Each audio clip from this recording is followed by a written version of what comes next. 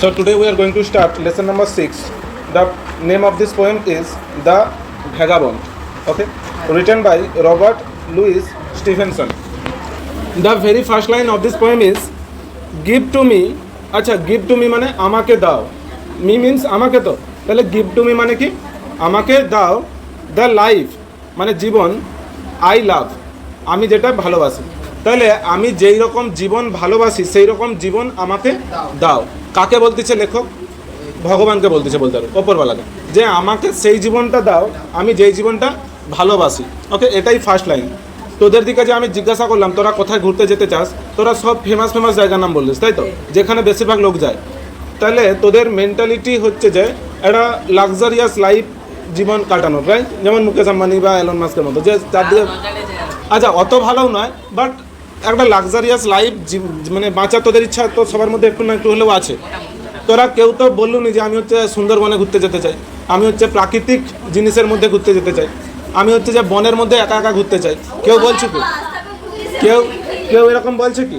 তোরা কোথায় যেতে চাও যেগুলো ফেমাস জায়গা। তার মানে তোদের মতো লেখক কিন্তু নয়। লেখক প্রথমেই বলতেছে, দেখ প্রথম লাইন কি বললো, give to me the life I love, আমাকে দাও সেই জীবনটা যেই জীবনটা আমি ভালোবাসি। এবার তোদের মনে প্রশ্ন জাগবে, লেখক তাহলে কীরকম জীবন চায়? আমাদের মতো চায়নি তো। Let the lave go by me. দেখ লেখক কোনো প্লেন চায়নি, কোনো বড় ঘর চায়নি, বা দুবাইয়েও যেতে চায়নি। সে এটা জাস্ট বনে থাকতে চায়, না তো সে একটা বড় রাজপ্রাসাদ চায় যেখানে সে বসবাস করবে। তো সে কী চায় জীবনে? সে একটা জীবন চায় যেই জীবনে তার পাশে কী থাকবে? একটা লেভ থাকবে। লেভ মানে দেখ তোদের বইয়ে হলুদ বক্সে দেখ কী দেওয়া আছে, স্ট্রিম। স্ট্রিম মানে কি? ছোট নদী, বা স্ট্রিম মানে ঝর্ণাকে বোঝায়, স্ট্রিম মানে জলের প্রবাহকে বোঝায়।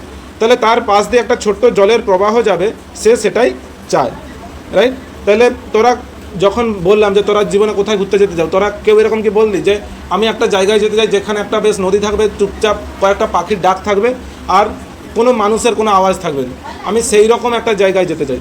কেউ কি এরকম বললু? কেউ এরকম বলুনি। কিন্তু লেখক দেখ তোরা বলতেছো কি বনে গেলে ভয় লাগবে, তাই তো? হ্যাঁ, সাপ আছে। চুপ চুপ, আরে চুপ, শুনছি। দেখ তোরা বলতেছো বনে গেলে ভয় লাগবে, ভয়টা দূরে সরিয়ে দে। এবার আমাকে বল, তোরা এমন একটা জায়গায় যেতে চাও যেখানে হচ্ছে চারিদিকে কোনো লোকজনের সেরকম কোলাহল নেই, বেশ শান্তশিষ্ট একটা পরিবেশ, এরকম জায়গাতে থাকতে চাও, না হচ্ছে যেখানে সবসময় কিচিরমিচির চলছে, প্রচুর লোকজন, সেখানে থাকতে চাও? ঠিক আছে, আমার তো ভিড়ভাড়টা মোটেও ভালো লাগে। দেখ দেখ তাহলে লেখক কী চায়? তার পাশ দিয়ে একটা জলের প্রবাহ যাবে, সে এটাই চায়। Give the jolly haven অ্যাভাব। আচ্ছা, গিভ মানে দাও, দ্য জলি হেভেন, জলি কথাটার মানে হচ্ছে আনন্দিত বা সুন্দর বলতে পারো, প্রফুল্ল বলতে পারো, যেটা আনন্দ দেয় আমাদেরকে। হেভেন মানে স্বর্গ হয়, কিন্তু এখানে হেভেন মানে বলবি আকাশ। ওকে, হ্যাঁ। আর অ্যাবাব মানে ওপরে। তাহলে give the jolly heaven above মানে আমাকে আমার মাথার ওপর কী দাও? একটা আনন্দিত আকাশ দাও। হেভেন মানে কি বললাম? স্বর্গ হয়, কিন্তু এখানে করে বলবি আকাশ। তাহলে লেখক কী চাইছে? তার পাশ দিয়ে একটা ছোট্ট নদী বয়ে যাবে, তার মাথার ওপর থাকবে একটা সুন্দর আকাশ। সুন্দর আকাশ মানে কীরকম আকাশকে বোঝাচ্ছে রে? পরিষ্কার আকাশ, যেখানে কোনো মেঘ টেঘ নেই। ওকে, নীল আকাশ, একটু একটু হয়তো সাদা সাদা মেঘ আছে, রাতের বেলা যেন তারা দেখা যায়, এরকম আকাশ সে চায়। তোদের কোন আকাশকে ভালো লাগে? যখন বজ্রপাত ঘটে না, যখন তারা ফুটে থাকে? তারা তো। তাহলে লেখক কীরকম আকাশ মাথার উপর চাচ্ছে? আনন্দিত আকাশ। মানে দুঃখের আকাশ মানে কি? যেখানে বজ্রপাত পড়ছে, চারিদিকে কালো মেঘ, সেটা দুঃখের আকাশ। আর যখন হচ্ছে তারা ফুটে আছে আর হালকা হালকা বাতাস বইছে, সেটা কি? আনন্দের আকাশ। তাহলে সে কীরকম আকাশ মাথার উপর চায়? আনন্দিত আকাশ মাথার উপর চায়, মানে সে পরিষ্কার একটা আকাশ চায় মাথার উপর। অ্যান্ড দ্য বাই ওয়ে নাই মি। বাই ওয়ে কথাটার মানে হচ্ছে সরু রাস্তা, আর নাই কথাটার মানে হচ্ছে নিয়ার। তোদের বই দেখ, নাই মানে কি দিয়েছে? নাই মানে দিয়েছে নিয়ার। নিয়ার মানে কি? কাছে। তাহলে বলছে আমার পাশে একটা ছোট্ট রাস্তা দাও, আর আমার কাছে একটা ছোট্ট রাস্তা থাকবে। নাই মানে নিয়ার, মি মানে আমার, মানে আমাকে। তাহলে আমাকে কি দাও? আমার কাছে যেন একটা ছোট্ট রাস্তা থাকে। তাহলে কি কি তিনটা জিনিস এখনো পর্যন্ত চাইলো? ছোট নদী, আনন্দিত আকাশ, আর একটা ছোট্ট রাস্তা, ছোট সরু রাস্তা। অ্যান্ড দ্য বাইওয়ে নাই মি মানে একটা ছোট রাস্তা আমার পাশে, মানে আমার কাছে। Bed in the Bush. আচ্ছা, তোরা কীরকম বিছানা চাস রে? গদি চাও, হ্যাঁ, যেন পড়ে গেলে একবার এক হাত নিচে ঢুকে যাও, তো এরকম গদি চাই, তাই তো? আর তারপর হ্যাঁ, মানে বিছানায় মাথা দিলেই যেন বিছানা ঘুম পাড়িয়ে দেয়, এরকম বিছানায় যেন গান বাজে, এরকম বেড চাই। কিন্তু লেখক, ওই চুপ, লেখক কীরকম বেড চাইছে দেখ, bed in the Bush, bed in the Bush, Bush মানে কি ঝোপ, মানে সে ঝোপের মধ্যেই ঘুমাতে চায়, ঠিক আছে? উইথ স্টার্স টু সি, কীরকম ঝোপের মধ্যে ঘুমাতে চায়, কেন সে ঝোপের মধ্যে ঘুমাতে চায় দেখ, সে ঝোপের মধ্যে ঘুমালে আকাশের তারাকে সে পুরো পরিষ্কারভাবে দেখতে পাবে। তোরা ঘরের ভিতর শুয়ে আকাশে তারা দেখতে পাবো রাতের বেলা কী করে? তোদের শুয়ে শুয়ে শুয়ে শুয়ে হচ্ছে যে কারো ঘরের উপর যদি চিক ঘেরা থাকে সেটা আলাদা ব্যাপার, বাট হচ্ছে যে জেনারেলি ঘরের ভিতর কি তারা দেখা যায় না, তো শুয়ে শুয়ে তো তারা দেখা যায়নি। আর তুই তুই জানলা ধারে শু, আচ্ছা ভালো তাহলে। কিন্তু আচ্ছা এইরকম তোরা সাধারণত তো আমরা ঘরের ভিতর শুয়ে তারা দেখতে পাইনি, কিন্তু লেখক কীরকমভাবে তারা দেখতে চায় দেখ, সে হচ্ছে তোরা এই জায়গাটায় ভাবার চেষ্টা করছে, লেখক অ্যাকচুয়ালি না কোনো লাক্সারিয়াস লাইফ চায় না, সে হচ্ছে একটা সাধারণ জীবন চায়। কারণ জানিস কি, সাধারণ জীবন আসল ফ্রিডম। তুই যত হচ্ছে যে লাক্সারিয়াসের পিছনে ঘুরবি, যত হচ্ছে যে এক্সপেন্সিভ বা দামি জিনিসের পিছনে ছুটবি, তত তোর জীবনে দুঃখ আসবে, তত তোর জীবনে আশা জাগবে আর চাহিদা জাগবে, আর যত চাহিদা জাগবে তত তোর মনে দুঃখ যাবে, কারণ সব চাহিদা তো পূরণ হওয়ার নয়। তো আসলে জীবনের স্বাধীনতা কখন পাওয়া যায়, যখন তুই তোর মন থেকে চাহিদাকে মিটিয়ে ফেলবি, ঠিক আছে? তো লেখক তার মনের চাহিদা মেটাতে যাচ্ছে, মানে সে চায়নি যে তার জীবনে যেন কোনো চাহিদা থাকে। দেখ প্রকৃতি আমাদেরকে তো সব কিছুই দিয়েছে বেঁচে থাকার জন্য, তো সে চায় এমন একটা বিছানা যেই বিছানাটা থাকবে ঝোপেদের মধ্যে, মানে সে প্রকৃতির মাঝে নিজেকে বাঁচিয়ে রাখতে চায়, কোনো লাক্সারিয়াস জিনিস আনি। দেখ সে হচ্ছে যে তার বিছানাটা চায় ঝোপের মধ্যে, সে ঝোপের মধ্যে ঘুমাতে চায়, যেখান থেকে সে তারা দেখতে পাবে। মানে এই লাইনটা পড়ে তোরা কি বুঝলি যে লেখক একজন প্রকৃতির প্রেমিক, মানে সে প্রকৃতির মাঝে নিজেকে রাখতে চায়। ব্রেড আইডি, তোরা কী ধরনের খাবার চাস? দামি দামি এক্সপেন্সিভ, ঠিক আছে, যাতে হ্যাঁ এইসব খাবার চাস তো। কিন্তু লেখক কি খাবার চাচ্ছে দেখ, ব্রেড আই ডিপ, রুটিকে আমি ডুবাবো, ডিপ মানে ডোবানো, ইন দ্য রিভার, নদীর মধ্যে, মানে সে চুপ, নদীর মধ্যে রুটিকে ডুবিয়ে সে খেয়ে নেবে। তার মানে সে কী বলতে চাচ্ছে, আমার কোনো দামি খাবারের দরকার নেই, আমি একটা সাধারণ জিনিস খেয়েও বেঁচে থাকতে পারবো। এখানে অ্যাকচুয়ালি রুটি মানে রুটির মধ্যে অনেক কিছু বোঝাচ্ছে, যে প্রকৃতির মধ্যে যেটা পাওয়া যায়, ধর গাছপালাতে যে ফলগুলো পাওয়া যায়, ঠিক আছে, এইসব খেয়েই আমি বেঁচে থাকতে পারবো বা বেঁচে থাকতে চাই, আমার কোনো হচ্ছে যে বিশাল দামি দামি খাবার দরকার নেই। There is the life for a man like me, like মানে মতো, তাহলে দেয়ার ইজ দ্য লাইফ, সেখানেই আছে জীবন, ফর আ ম্যান একটা মানুষের জন্য, লাইক মি মানে আমার মতো, তাহলে আমার মতো একটা মানুষের জন্য জীবন কোথায়? ওখানেই আছে। আমার মতো মানুষের জীবন এই বড় ঘরে, মানে বড় শহরে নয়। আমি কোথায় থাকার মানুষ? আমি জঙ্গলে একা একা কাটাবো, প্রকৃতির মাঝে নিজেকে রাখবো, এরকমই মানুষ, আর ওখানেই আমার জীবন সবথেকে ভালো কাটবে। There is the life for ever, সেখানেই জীবন চিরকালের জন্য, মানে আমি চিরকাল কোথায় কাটাতে চাই? ওই রকম জঙ্গলেই কাটাতে চাই, যেখানে একটা ছোট্ট নদী চলে যাবে, ঝোপের মধ্যে একটা বিছানা থাকবে, আমি যেখানে শুয়ে আকাশকে দেখতে পাবো, পরিষ্কার আকাশ চাইছে মাথার উপর। আর খাবার হিসাবে কী চায়? সে হচ্ছে খাবার হিসাবে সে চায় একটা জাস্ট রুটি, যেটা সে আর নদীতে ডুবিয়ে সে খেয়ে নেবে। দেখ এখানে ভ্যাগাবন্ড কথাটার মানে তাহলে কি বুঝলি? ভবঘুরে, ওকে, ভবঘুরে তোর দিকে তোর বাবা মারা রেগে বলে তো একটা ভবঘুরে চলে আসছে এখানে কোথা থেকে, হ্যাঁ, ভবঘুরে মানে কি? যাদের জীবনে কোনো চাহিদা নেই, যারা জীবনে যেটা পায় সেটা নিয়েই খুশি থাকতে পারে, যেখানে তাদের চোখ যায়, যেখানে দু চোখ যায় সেখানেই তারা চলে যায়, এরকম নয় যে তারা প্লেনে করে এই জায়গাতেই যেতে যায়।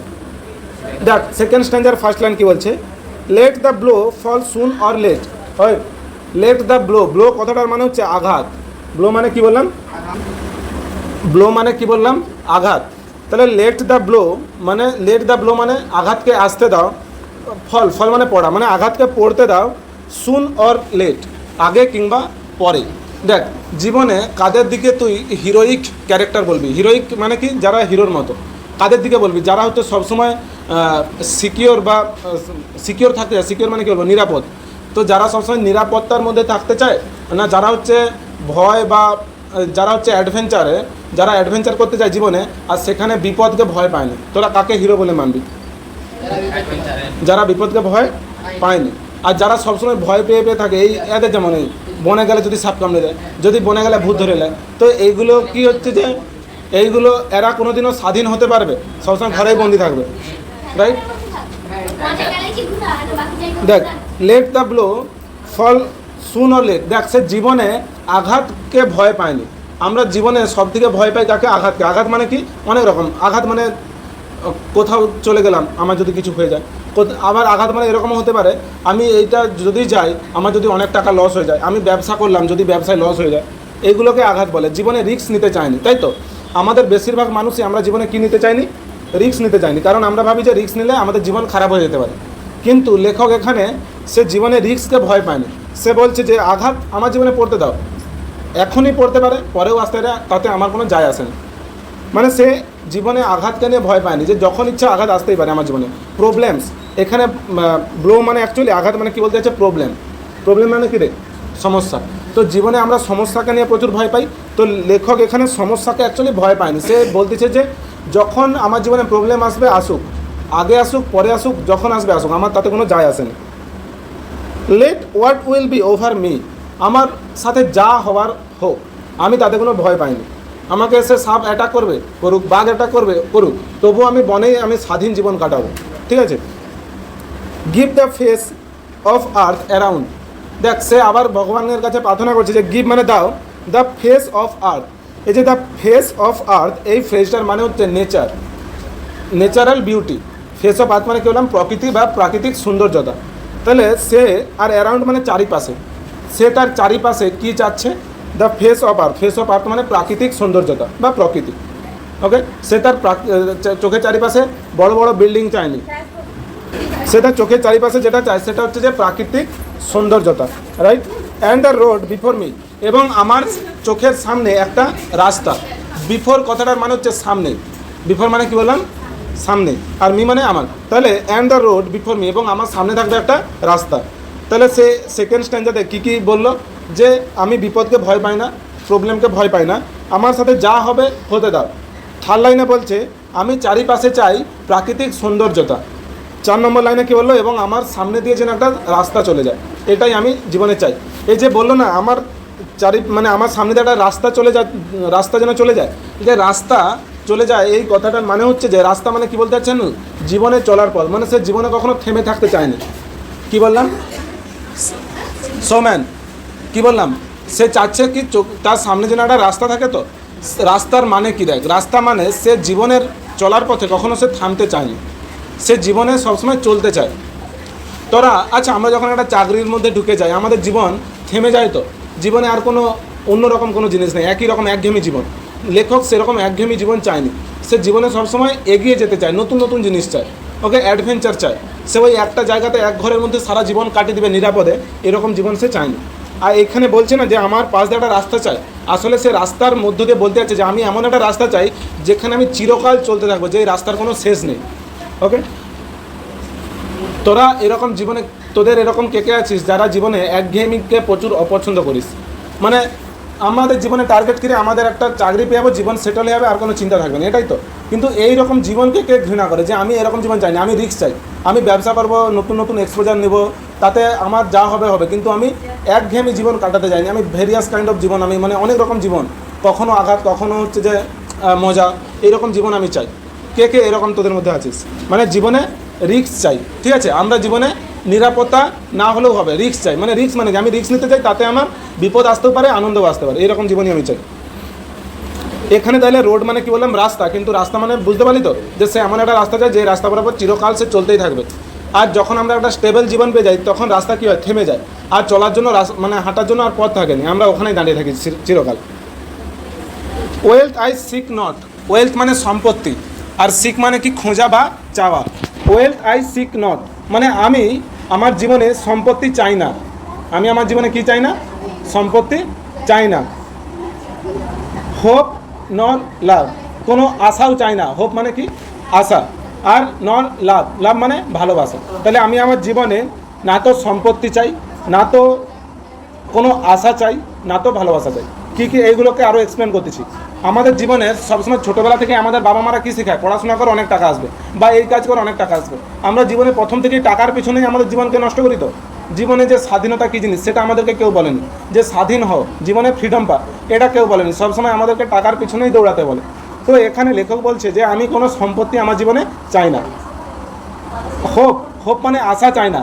আমাদেরকে জীবনে অনেকে আশা দেখায়, তো তুই এটা কর তাহলে ওটা হয়ে যাবে, তুই ওটা কর তাহলে ওটা পেয়ে যাবি, আশা। তাহলে লেখক জীবনে এরকম আশাও চায় না যে আমার পরে ভালো কিছু হবে, এরকম আশাও আমি মনের মধ্যে কোনো রাখি না। নর লাভ, না তো আমি কারোর ভালোবাসা চাই। আমরা জীবনে 2-3টা জিনিসই চাই। আমার কাছে টাকা থাকবে, আমাকে মানুষ ভালোবাসবে, মানুষ ভালোবাসবে এইটার জন্যই তো মানুষ এত ফেমাস হতে চায়। ফেমাস কেন হতে চায়? যাতে মানুষের ভালোবাসা সে পায়। কিন্তু সে বলছে আমি কারোর ভালোবাসাও চাইনি। ওকে, নর আ ফ্রেন্ড, না তো আমার চাই কোনো জীবন, না তো আমার চাই কোনো বন্ধু টু নো মি, যে আমাকে চিনবে। আমরা সবাই ফেম পেতে চাই, তো আমরা সবাই পপুলার হতে চাই। কেন? যাতে আমাদেরকে লোক এত প্রচুর লোক চিনে। কিন্তু লেখক সেরকম ধরনের কোনো বন্ধুও চায়নি যে তাকে চিনবে। ওকে, তোদের কজন ফ্রেন্ড আছে? কে বলবে আমার ফেসবুকে 5000 ফ্রেন্ড আছে, ঠিক আছে, তাদের অহংকারের ব্যাপার। কে বলে আমার 10,000, জানো আমার 1 লাখ ফলোয়ার্স।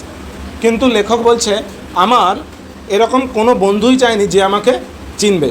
ওকে, আমি একাই পুরো মুক্তিতে থাকবো, আমি একা একা বনে ঘুরবো, একা একা শান্তির জীবন কাটাবো। অল আই সিক মানে চাওয়া বা খোঁজা, যেটা আমি চাই বা খুঁজি। দ্য হেভেন অ্যাবাভ মানে মাথার ওপর স্বর্গ, স্বর্গ মানে আকাশ বোঝাচ্ছে এখানে। অ্যান্ড রোড বিলো মি, এবং আমার পায়ের তলায় রাস্তা। আবার সে বললাম পায়ের তলায় রাস্তা মানে কি? জীবনে চলার পথে এগিয়ে যেতে চাইছে, কখনোই সে থামতে চায়নি। আর সে কোন কোন জিনিসগুলো সে না পেলেও জীবনে খুশিতেই থাকবে, কোন কোন জিনিস সে চায়নি? সম্পত্তি চায়নি, কোনো আশা চায়নি, কারোর ভালোবাসাও চায়নি, আর কোনো সে বন্ধুও চায়নি যে তাকে চিনবে। ওকে, আচ্ছা, এপিজে আব্দুল কালামের একটা বায়োগ্রাফিতে এপিজে আব্দুল কালাম বলছিল যে আমরা জীবনে যদি সত্যিকারের স্বাধীনতা পেতে চাই, সত্যিকারের মনের মধ্যে যদি শান্তি পেতে চাই, তখন আমাদেরকে সমস্ত রকম বন্ধন থেকে মুক্তি পেতে হবে। ঠিক আছে, সেটা ইমোশনালি বন্ডিং হতে পারে বা ফিজিক্যাল বন্ডিং হতে পারে। ওকে, মানে কি? আমাদেরকে যে টাকা পয়সার যে বন্ধন, মানে আমাদেরকে টাকা পয়সা, আমি যদি পালিয়ে যাই, আমি যদি কাজ করা বন্ধ করে দিই, আমি যদি ব্যবসা থেকে মুখ ফিরে নেই, তাহলে আমার সম্পত্তি নষ্ট হয়ে যাবে। আমি যদি কাজ, ধর আমি শাহরুখ খান কী ভাববে, আমি যদি সিনেমা বানানো বন্ধ করে দিই, আমার ফ্যান ফলোয়ার্স কমে যাবে, তাই তো? তো আমরা জীবনে যত কাজ করি বা যত ব্যস্ততার মধ্যে থাকি, কারণ কি? আমরা হয় আমাদেরকে ইমোশনাল বন্ডিং চাই বা মানসিকভাবে বন্ধন চাই, বা ফিজিক্যাল বন্ডিং চাই, যে বন্ধু বান্ধব থাকবে বেশ, বাবা মার সাথে এই টাকা উড়িয়ে দিলাম, পার্টিতে গিয়ে মজা করবো, এই রকমই আমরা চাই, বন্ধন চাই। আর এই বন্ধন থেকে কেউ যদি মুক্তি পেতে পারে, তাহলে সে জীবনে আসল স্বাধীনতা পাবে, রাইট? তো লেখকও এখানে কাইন্ড অফ সেরকমই জীবন চাচ্ছে, যে আমি কোনো বন্ধন চাইনি, কোনো বন্ধু চাইনি, কোনো সম্পত্তি চাইনি, কোনো ভালোবাসা চাইনি। মানে আমি নিজেকে কোনো বন্ধনের মধ্যে জড়াতে চাই না, আমি একা একাই বনের মধ্যে ঘুরবো আর একটা পুরো স্বাধীনতার জীবন কাটাবো, রাইট? এরকম জীবন সে অ্যাকচুয়ালি চায়। দেখ, থার্ড স্ট্যাঞ্জার প্রথম লাইনে বলছে let autumn fall on me. Autumn কথাটার মানে হচ্ছে শরৎকাল, লেট মানে অনুমতি দেওয়া। সে বলছে আমার ওপর শরৎকে পড়তে দাও। কেন শরৎকে পড়তে বলছে? দেখ, আমাদের এখানে ভারতের শরৎকাল হচ্ছে একটা আরামদায়ক সময়, তাই তো, দুর্গাপূজার সময়, রাইট? কিন্তু শীতপ্রধান দেশে সবথেকে খুশির সময় কোনটা? গ্রীষ্মকাল, রাইট? এবার শীতপ্রধান দেশে শরৎকাল আসা মানে তাদের এবার দুঃখের সময় শুরু হয়, কারণ শরৎকাল থেকে ঠান্ডা পড়া শুরু করে আর শীতকালে তো প্রচণ্ড ঠান্ডা পড়ে। তাহলে শরৎকাল থেকেই তাদের দুঃখের সময় আস্তে আস্তে শুরু হয়ে যায়। তাদের সবথেকে আনন্দের সময় কোনটা? গ্রীষ্মকাল।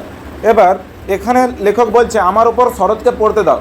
তোরা বলবি এই তো লেখক এতক্ষণ দুঃখ চাইছিল, এবার তো আরাম চাইছে। না, এখানে শরৎ মানে কিন্তু আরামের সময় নয়, আমাদের এখানে আরামের সময়, বাট ইউরোপে কি এটা কিসের সময়? দুঃখের সময়। তাহলে লেখক বলছে আমার উপর শরৎকে পড়তে দাও। এখানে দেখ শরৎকাল কোন জিনিসকে রিপ্রেজেন্ট করছে।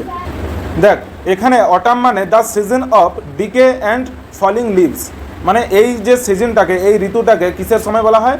ক্ষয়ের সময় বলা হয়। ডিকে মানে ক্ষয়, আর ফলিং লিভস মানে এই সময় গাছের পাতাগুলো ঝরে যায়, রাইট? আর এই যে অটাম, এটাকে কি সিম্বলাইজ করছে? অটাম কাকে সিম্বলাইজ করছে? ওল্ড এজ, মানে বৃদ্ধ বয়সকে। গাছের বয়স হয়ে গেলে পাতা টাতা ঝরে যায়, যেমন সব কিছু আলগা আলগা লাগে, রাইট?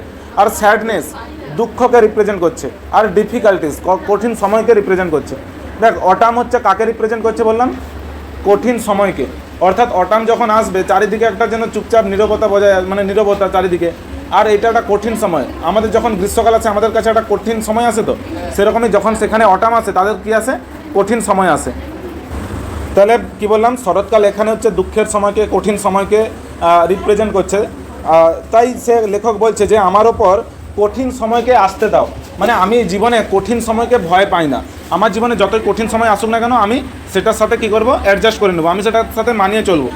সেকেন্ড লাইনে কি বলছে, হোয়ার আই অ্যাফিল্ড আই লিঙ্গার। হোয়ার মানে যেখানে, মানে যখন শরৎকাল আসবে, দুঃখের সময় আসবে, বাধা আসবে জীবনে, তখন হচ্ছে অ্যাফিল্ড আই লিঙ্গার। অ্যাফিল্ড মানে মাঠের মাঝখানে, আই লিঙ্গার, লিঙ্গার মানে দীর্ঘ সময় ধরে থাকা। তাহলে শরৎকালে যখন প্রচণ্ড ঠান্ডা, তখন সে মাঠের মাঝখানে একা একা দীর্ঘ সময় ধরে থাকবে। তার মানে লেখকের মেন্টালিটি কি, যে সে কঠিন সময়ে ভয়ে গিয়ে ঘরে ঢুকে যাবেন। ধর তুই অ্যাডভেঞ্চারে গেছিস, অ্যাডভেঞ্চারে মজা যেমন আছে তেমন বিপদও তো আছে, কিন্তু অনেকে কি করে বিপদের ভয়ে অ্যাডভেঞ্চার থেকে দূরে সরে যায়, যে তার থেকে বরং আমি ঘরে বসে থাকবো। সেইটাকেই লেখক বলছে যে আমি সব বিপদকে ভয় পাই না, বিপদকে আমি ভয় পাই না। আমি বিপদের সময়েও আমি হচ্ছে যে পুরো সগর্বে মাঠের মাঝখানে গিয়ে বা সেই বিপদের স্থানে গিয়ে আমি দাঁড়িয়ে থাকবো। দেখ, যখন শীতকাল পড়ে সব থেকে থাকা, মানে সব থেকে থাকা কোথায় কঠিন, মাঠের মাঝে। তো যখন এখানে বলছে শরৎকাল আসবে, অর্থাৎ প্রচণ্ড ঠান্ডা পড়বে, তখন আমি কোথায় দীর্ঘ সময় ধরে থাকবো, লিঙ্গার মানে দীর্ঘ সময় ধরে থাকা। তাহলে আমি কোথায় দীর্ঘ সময় ধরে মাঠের মাঝখানে থাকবো, মানে কোথায় থাকবো, মাঠের মাঝখানে। তাহলে এই দুটো লাইনের মধ্যে সে কী বুঝতে পারলো, যে সে জীবনে অ্যাডভেঞ্চার চায়। আর যদি তার জীবনে বাধা বিপত্তি আসে, সে সেটাকে ভয় পাবেনি, বরং কী করবে, সে আরও এগিয়ে যাবে ওটার সাথে মোকাবিলা করার জন্য। Okay, silencing the bird on tree. এই শরৎকাল কি করে, যখন শরৎকাল নেমে আসে তখন শরৎকাল কী করে, সাইলেন্সিং। সাইলেন্স কথাটার মানে কি, চুপ করিয়ে দেওয়া। সাইলেন্সিং মানে চুপ করিয়ে দিয়ে, দ্য বার্ড মানে পাখিগুলোকে, অন ট্রি গাছের ওপর। তাহলে গাছের ওপর পাখিগুলোকে কি করে এই শরৎকাল, চুপ করিয়ে দেয়।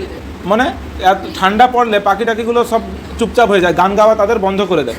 তাহলে বলছে যখন শরৎকাল আসে তখন পাখিগুলো গান গাওয়া বন্ধ করে দেয়, সব কিছু গাছের পাতা ঝরে যায়, যদিও সেটা তাদের এত বলা নেই কবিতায়। তো পাখিরা গান করা বন্ধ করে দেয়, এত ঠান্ডা। কিন্তু সেই ঠান্ডাতেও আমি হার মানব না, আমি বাইরেই ঘুরবো, আমি কিন্তু ঘরে গিয়ে আরাম করবো না। বুঝতে পারছো? Biting the blue finger. আচ্ছা দেখ, বাইটিং দ্য ব্লু ফিঙ্গার এই লাইনটার মানে কি, বাইট কথাটার মানে হচ্ছে কামড়ানো, আর ব্লু ফিঙ্গার মানে নীল আঙুল। এখানে যখন ঠান্ডা পড়ে তখন আঙুলটা তাদের কী রঙের হয়ে যায়, নীল টাইপের হয়ে যায়। কি বললাম, প্রচণ্ড ঠান্ডাতে আঙুল কী রঙের হয়ে যায়, নীল টাইপের হয়ে যায়। আর এমন ফিলিংস হয়, এমন মনে হয় যেন কেউ কামড়াচ্ছে আঙুলে, এতটাই ঠান্ডা। যখন তোদের এইবারে যে শীতকালটা পড়ছিল, ঠান্ডায় যে মানে হাতে তো এতটা সোয়েটার ছিল, আর যতটা হাত বেরিয়ে থাকতো মনে হতো যেন বরফে ঢুকিয়ে রাখছি হাতটা, তাই তো? তো আরও যখন তোরা শীতপ্রধান দেশে যাবি, সেখানে কি হবে, আঙুলটা ঠান্ডায় নীল টাইপের হয়ে যাবে, আর এমন তোর ফিলিংস হবে যেন তোর আঙুলে কেউ কামড়াচ্ছে। তাহলে লেখক এটা বলছে যে শরৎকালটা এতটাই ঠান্ডা পড়ে যায় যে পাখিরা তাদের গান গাওয়া বন্ধ করে দেয়, সবাই চুপচাপ হয়ে যায় পাখিরা, আর আঙুল সব নীল হয়ে যায়, আর আঙুলগুলোতে কেমন ফিলিংস হয় যেন কেউ আঙুলের উপর কামড়াচ্ছে, রাইট? তাহলে এইরকম ঠান্ডাতেও লেখক বলছে কি, আমি হার মানব না, আমি মাঠের মাঝখানে গিয়ে থাকবো। বুঝতে পারছো? White as meal the frosty field, মানে এইরকম ঠান্ডায় সাধারণত কী হয়, ফ্রস্টি ফিল্ড মানে হোয়াইট অ্যাজ মিল, মানে মিল কথাটার মানে ময়দা, ঠিক আছে, ফ্লাওয়ার। আর দ্য ফ্রস্টি ফিল্ড মানে ফ্রস্টি মানে কি, দেখ, white as meal the frosty field. দেখ এটার মানে কি, এটার মানে হচ্ছে যে the field covered with frost looks as white as flour, মানে মাঠ কীরকম থাকে, পুরো তুষারে আবৃত থাকে। তাহলে white as meal the frosty field মানে ফ্রস্টি কথাটার মানে তুষার আবৃত। তাহলে মাঠ কীরকম থাকে, তুষারে আবৃত থাকে, আর সেটাকে দেখতে কেমন লাগে, যেন চারিদিকে ময়দা পুরো ঢাকা। ময়দার রঙ কি, ময়দা বা আটার রঙ কী রে, সাদা তো। তাহলে শরৎকালে বরফ যখন আবৃত হয়ে যায় মাঠের ওপর, তখন কেমন মনে হয়, যেন মাঠটা পুরো ময়দাতে ঢাকা আছে, পুরো সাদা চারিদিক। ওকে, তাহলে এইখানে এই যে সাইলেন্সিং দ্য বার্ড থেকে শুরু করে ফ্রস্টি ফিল্ড, এই 3 লাইনে দেখ লেখক হচ্ছে অ্যাকচুয়ালি শরৎকালের বৈশিষ্ট্যগুলো বলছে, তাই তো? যে শরৎকালে কী কী হয়, পাখিগুলো সব চুপচাপ মানে চুপ হয়ে যায়, আঙুলগুলো নীল হয়ে যায় এবং আঙুলে মনে হয় যেন কেউ কামড়াচ্ছে, আর মাঠগুলো কী হয়ে যায়, পুরো তুষারে আবৃত হয়ে যায়, যেন মাঠে পুরো ময়দা ছড়ানো আছে, ময়দা ঢাকা আছে। তাহলে এই রকম ঠান্ডাতেও লেখক কী বলছে, আমি কি করব, আমি হচ্ছে মাঠের মাঝখানে গিয়ে দীর্ঘ সময় ধরে থাকবো। ওকে, তার মানে কি, সে বলতে চাচ্ছে আমি কোনো বাধা বিপত্তিকে জীবনে ভয় পাইনি। Warm the fireside haven, এটার মানে কি, ওয়ার দ্য ওয়ার্ম মানে কি রে, উষ্ণ। দ্য ফায়ার সাইড মানে আগুনের কাছের এলাকাটাকে কি বলা হয়, ফায়ার সাইড। মানে শীতপ্রধান দেশে ঘরের মাঝে আগুন জ্বালিয়ে টালে সবাই গা সেঁকে তো, তাহলে সেই যে যেখানে আগুন জ্বালানো হয় সেই জায়গাটাকে কী বলা হয়, ফায়ার সাইড। তাহলে বলছে দেখ, যেই সময় মনে হয় যে আগুনের কাছের সংলগ্ন এলাকাটা স্বর্গের মতো। আচ্ছা, স্বর্গ মানে কি রে? স্বর্গ, আমরা সবাই স্বর্গে যেতে চাই তো। স্বর্গে কেন সবাই যেতে চাই? কারণ সেখানে কি আছে? আনন্দ আছে। স্বর্গ হচ্ছে নিরাপদ, সেফ, আর কি কমফোর্টেবল প্লেস, মানে আরামদায়ক জায়গা। কি বললাম? স্বর্গ আরামদায়ক জায়গা এবং নিরাপদ জায়গা, এইটা বলেই আমরা মানি তো, সেই জন্য সবাই বলে মৃত্যুর পর স্বর্গে যাবো। তো এখানে স্বর্গ যেহেতু আরামদায়ক এবং একটা আরামদায়ক জায়গা এবং নিরাপদ জায়গা, সেই জন্য শীতকালে, অর্থাৎ অটামে, এখানে শীত নয়, অটামের সময়, শরৎকালে যখন প্রচুর ঠান্ডা পড়ে যায়, তখন সবাই কী চায়? যে আগুনের কাছে গিয়ে থাকতে। আর আগুনের কাছের সংলগ্ন এলাকাটা কীরকম মনে হয়? যেন এটা স্বর্গ, তাই তো? যখন প্রচণ্ড ঠান্ডা পড়ে তখন হচ্ছে আগুনের সংলগ্ন এলাকাটাকে কী মনে হয়? স্বর্গের মতো মনে হয়। তাই জন্য বলছে যে শরৎকাল, যে সময় সব পাখিরা চুপ করে যায়, যে সময় আঙুল সবুজ নীল হয়ে যায়, যে সময় মাঠে পুরো সাদা বরফ জমে যায়, তুষার আবৃত হয়ে যায় মাঠটা, সেই সময় আগুনের চারিপাশের এলাকাটাকে সবার কাছে কী মনে হয়? স্বর্গ মনে হয়। সেই রকম ঠান্ডার সময়েও not to autumn will I yield, তো সেই সময়েও নট টু অটাম মানে শরতের কাছে নয়, উইল আই ইল্ড মানে আই উইল ইল্ড। ইল্ড কথাটা মানে কি? ত্যাগ করে দেওয়া, আত্মসমর্পণ করে দেওয়া, সারেন্ডার। ইল্ড মানে কি বললাম? গিভ আপ মানে ত্যাগ করে দেওয়া বা সারেন্ডার, আত্মসমর্পণ করে দেওয়া। তাহলে বলছে এরকম কঠোর ঠান্ডার সময়েও শরতের কাছে আমি কিন্তু হার মানব না, আমি তাকে আত্মসমর্পণ করব না। আমি বলবো না যে আমি মাঠের মাঝখানে থাকতে পারছি না, আমি ঘরে গিয়ে একটা আগুনের পাশে গিয়ে বসে থাকবো। ঠিক আছে, আমি আরাম চাইনি, আমি জীবনে বাধা বিপত্তিকেও মানিয়ে নিয়ে আমি অ্যাডভেঞ্চার চাই। ঠিক আছে, আমি প্রকৃতির মাঝে বাঁচতে চাই। ওকে, নট টু উইন্টার ইভেন, এমনকি, ইভেন কথাটার মানে এমনকি, এমনকি আমি শীতকালেও আমি হার মানব না, আমি সারেন্ডার করব না, অর্থাৎ আমি আত্মসমর্পণ করব না। ওকে, তাহলে এই স্ট্যান্ডারটাতে কি বললো লেখক? প্রথম এক লাইনে বললো যে আমি শরতের কাছে হার মানব না, দ্বিতীয় লাইনে বললো শরতের সময়েও আমি মাঠের মাঝখানে গিয়ে দীর্ঘ সময় ধরে থাকবো, তারপরে 3 লাইনে শরৎকালের বৈশিষ্ট্য বললো যে শরৎকালকে কেমন লাগে, তাই তো? শরৎকালে কেমন ঠান্ডা, পাখিরা সব গান করা বন্ধ করে দেয়, আঙুল নীল হয়ে যায়, যেন মনে হচ্ছে আঙুলে কেউ কামড়াচ্ছে। তারপরে বললো যে মাঠে পুরো তুষারে আবৃত হয়ে যায় মাঠটা। তারপরে লাইনে কি বললো? এই শরৎকালে এইরকম ঠান্ডায় মাঠ, তোর ঘরে যেখানে আগুন জ্বলে ঘরের মধ্যে, সেই জায়গাটাকে কীরকম মনে হয়? যেন এটা স্বর্গ, এতটাই আরামদায়ক আগুনের চারিপাশে, কারণ এত ঠান্ডা। যখন ঠান্ডা পড়ে প্রচুর, আগুনের চারিপাশে আমাদের আরাম লাগে তো, তাই এমন আরাম লাগে সেখানে আগুনের চারিপাশে, যেন মনে হয় যেন ওটা স্বর্গ। আর তারপর শেষ 2 লাইনে কী বললো?